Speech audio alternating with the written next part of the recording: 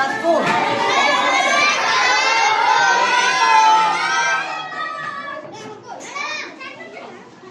আছো তোমরা?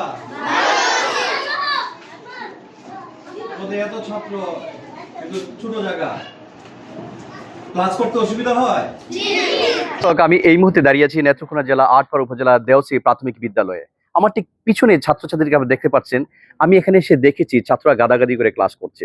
এমন একটি পরিবেশ এখানে দেখেছি যে ছাত্রছাত্রীদের বসার কোনো পরিবেশ নেই। সেই সাথে বিদ্যালয়ের মাটি একেবারে পরিত্যক্ত, পানি জমে থাকে। আমার ঠিক পাশে যে ভবনটি আপনারা দেখতে পাচ্ছেন সেটিও কিন্তু পরিত্যক্ত।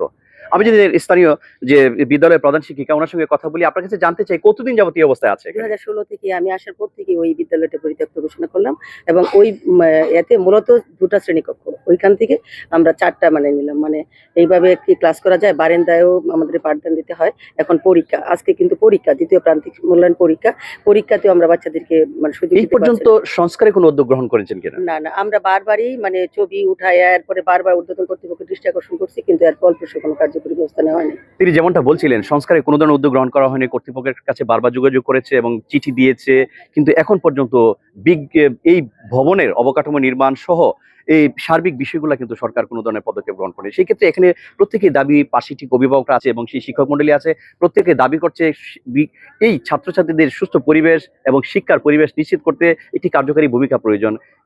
বিদ্যালয়ের নতুন ভবন, সেই সাথে শিক্ষার পরিবেশ আনয়নে সরকার একটি কার্যকারী পদক্ষেপ গ্রহণ করবে, এমনটাই মনে করছে সংশ্লিষ্ট ছাত্র শিক্ষক প্রত্যেকেই। নেত্রকোনায় আটপাড়া উপজেলা দেওসরি থেকে সৈয়দ মাকসুদুল হক।